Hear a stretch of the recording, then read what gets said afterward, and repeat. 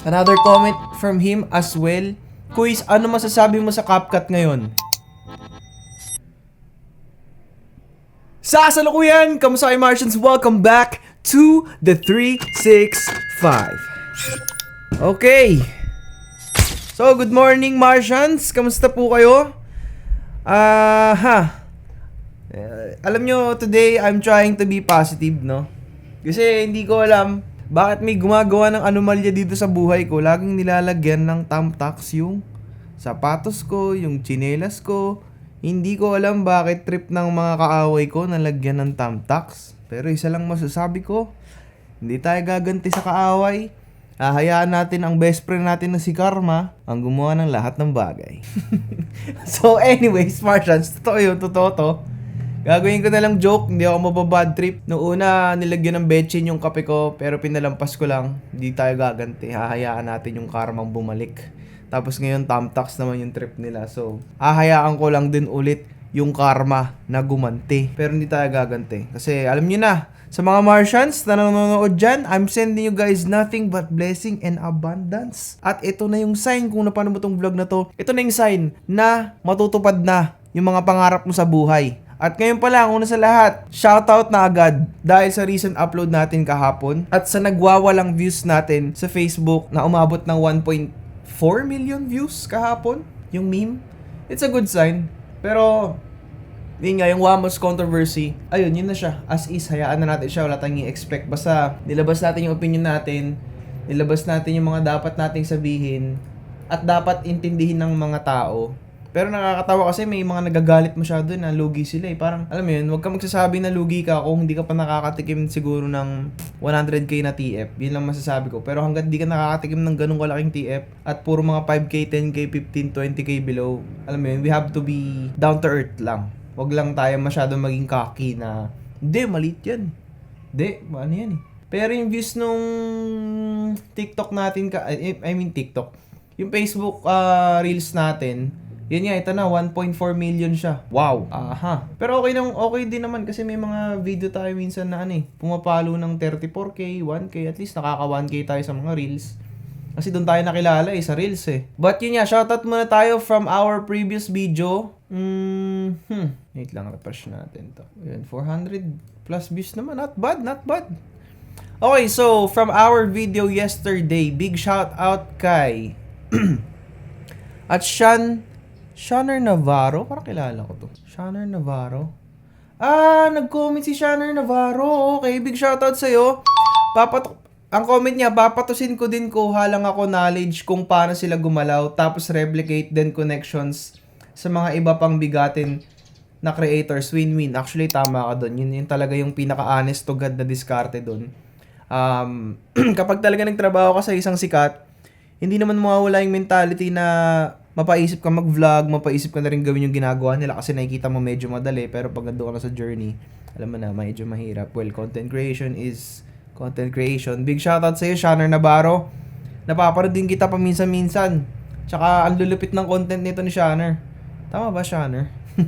Anyways, shoutout din kay Rendon TV 23. Dalawa comment niya. Sabi niya, auto-send sa akin raw files. Bakit ka nag-auto-send ng raw files, man? Ang raw files po guys, may presyo yan, hindi yan binibigay for free. Unless gusto mong i-defend yung totoong presyo mo, ibigay mo for free. But, kung nangangailangan ka ng matindi, hindi talaga free ang raw files. Kasi yan yung pinaka core ng shoot mo. So, dapat may bayad yan. Hindi yan dapat libre. Another comment from him as well. Quiz, ano masasabi mo sa CapCut ngayon? It's free. Yan ang masasabi ko. It's free.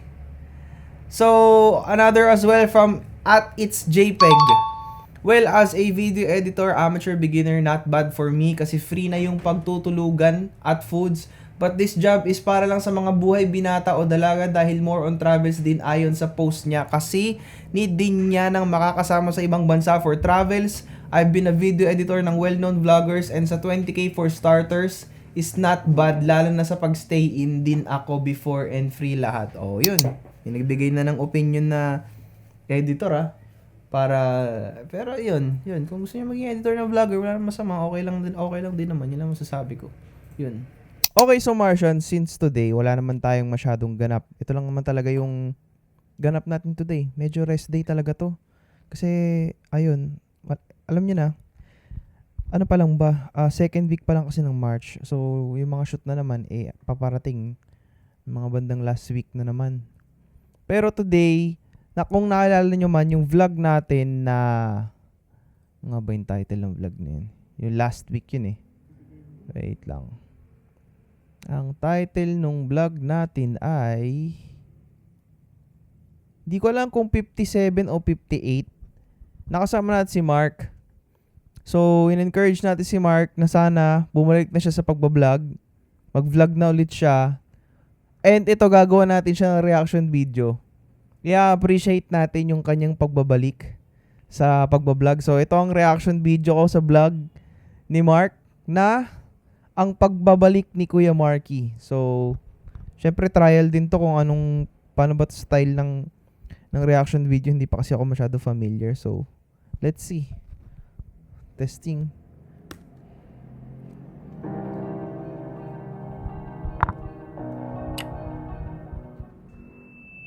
Hindi ko pa rin alam kung paano ako magsisimula. Pero ito ko ngayon, sobrang taba na guys, mga ugat. Ang muling pagbabalik. Teka lang, magsasoftings muna ako Wait lang Yun ang gusto ko. Who is Kuya Marky Vlog? Kamusta mga kaibigan, mga ugat? Anong project? Hindi na ako naniwala sa'yo! Ito yung video na to, ito yung laging pinapakita sa akin ni Mark na talagang super proud siyang gawin. Ito yung dahilan din kung bakit ako nagsabi sa kanya na alam mo kung di mo tinigil, baka mas sikat ka pa sa kung sino mang sikat. Kilala ko ngayon.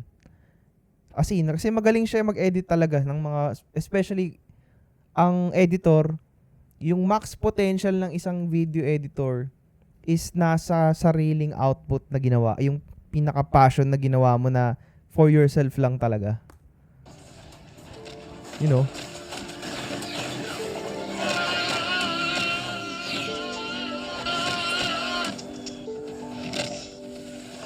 Sinadali ako ng tatay ko. Galing.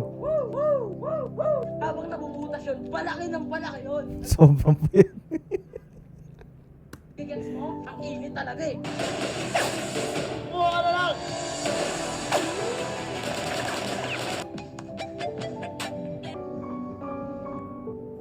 Para pa siyang si Bruce Lee. May abs pa. Sobrang payat eh. So, ayun mga kaibigan. Ang pag-ibig ay parang isang munting langaw na kapag tumawag sa iyo, agad kang kikiligin. Sino ba talaga yung mali sa kanila? Yung traffic enforcer o yung motorista, mga kaibigan? Mga tumawag ka ba, ma? Iniwan mo na ako kasi dun sa baba eh. Kaya, sandali, teka lang, wait. Bakit? Ba yung effort niya? Hindi ko nagagawa yung ganyan before. Teka lang eh. Medyo mo, nag-post sa TikTok, kita ko rin eh. Ha? Ano, tingnan mo? Patingin mo.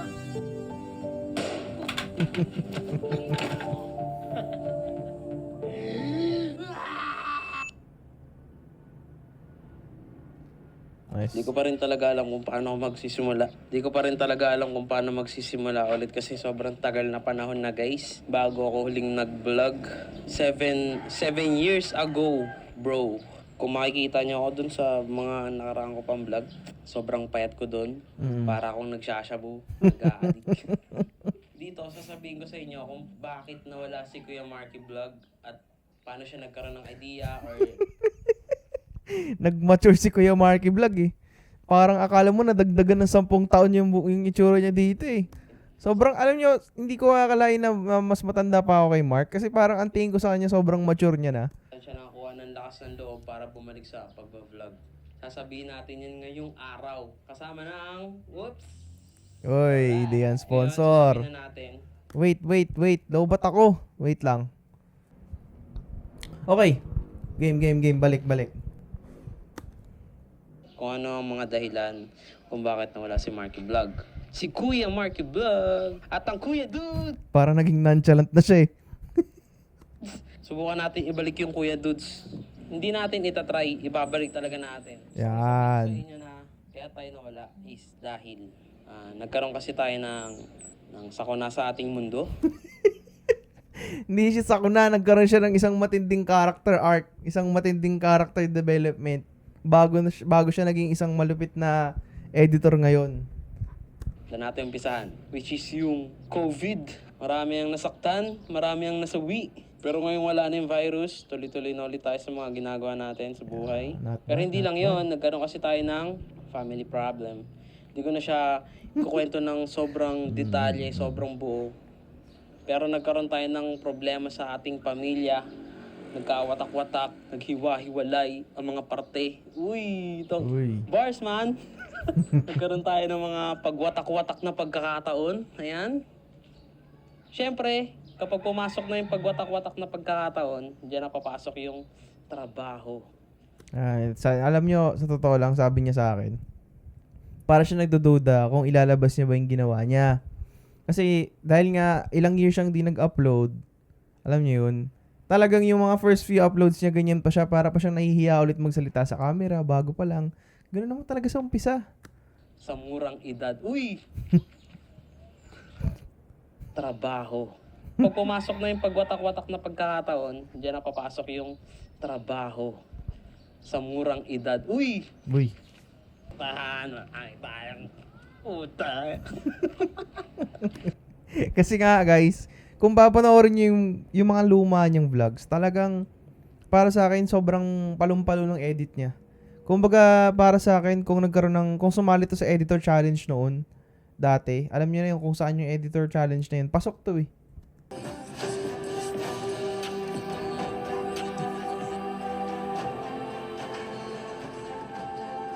For sure, habang ginagawa niya to, medyo naluluha-luhayan siya. Kasi makikita niya yung progress niya kung saan siya nagsimula versus sa ngayon. Pero sa ngayon, napapansin ko sa kanya na sa ano siya, sa solo flights niya, mostly music videos yung tinatrabaho niya at saka mahilig din siya kumanta, mag-rap. Yun yung mga trip niyang gawin. Yun pa yung araw na una kami nagkakasama at nagkakilala. Shoot namin to before. Yan, shoot niya yan. Mga dugaan sa trabaho, toxic sa trabaho.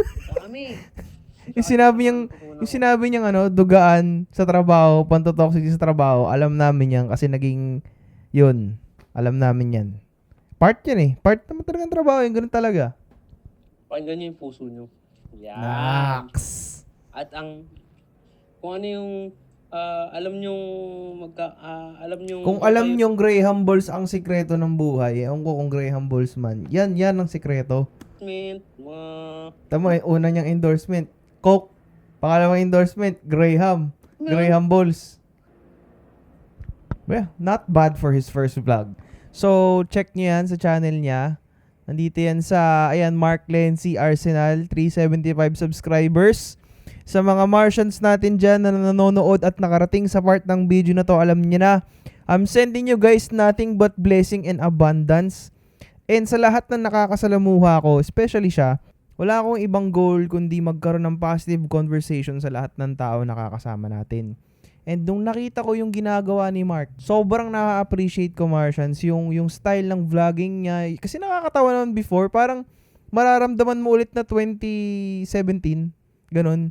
Kasi yun yung mga panahon na nag-vlog pa sila Boss Roger Rocker, sila, alam mo yun, yung young OG vlogging feeling nung 2015, 16, 17, yun. Masasabi ko lang talaga na hindi ko na-expect na tatatak sa kanya yung sinabi ko na sa kalagitnaan huwag siyang titigil, which is totoo kasi kapag nasimulan mo na, huwag mo na talagang itigil eh. Kumbaga, yan na eh.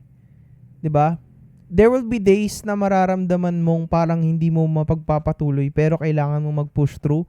Kasi yung pagpo-push through na yan, ibig sabihin yan, nandun ka na sa slope. Yung slope na pataas ka na ulit. Yung dingding na kailangan mawasak mo, kailangan makatagos ka na, kailangan magawa mo na. Yun yung feeling na yun. Kaya ako, sa bawat araw na dumaraan, Martians, alam nyo, may times na feeling ko hindi ko may gagawa yung vlog. May times na feeling ko hindi ko mamimit yung expectations nyo kasi, hindi sa araw-araw may naiisip akong magandang topic or magandang pag-usapan. I'm not the best, Hindi ako nakakatawa. paminsan-minsan nakakatawa ako. Pero isa lang masasabi ko, hindi talaga ako hindi ako 5'4". Pag nakasama niyo ako sa personal, 6'footer talaga ako. Mga 6'5", ganun yung height ko. Pero kasi yun talaga yun. Sobrang happy ko na nakapaglabas siya ng vlog. Subscribe na kayo sa channel niya. Deserve niya yun. Deserve niya magkaroon ng subscribers. Guys, sobrang solid. Kaya, paabutin natin siya ng 500 subs sa ngayon. Kasi, hindi pa naman solid 100k ang Martians. Pero alam kong aabot tayo dun. Basahin natin. May mga worth it pa ba ang P3? Ano yun? So, ayun. Siguro ito lang muna for today's video. Kasi tomorrow, hindi ko alam kung ano mangyayari. It's still going to be another day, another 365 episode. But I'll make sure things will happen. Yun lang masasabi ko for today. So, sa pagkatapos, that is it for this vlog. Make sure to like and subscribe para may good vibes. I'm sending you guys nothing but blessing and abundance. Yun, medyo nasunog ako sa content ko kahapon. Ilang beses ko siya ni-retake, yung video natin about kay Wamos. Kaya, ngayon parang medyo naglalaylo ako. Ayokong pilitin yung sarili ko. Gusto ko man umalis, gusto ko man gumala, kasi gusto ko talaga ma-distress. Alam mo yun, medyo mag-decompress. Pero kaya yan, laban lang tayo, laban lang. So, I'll see you guys tomorrow. Peace out.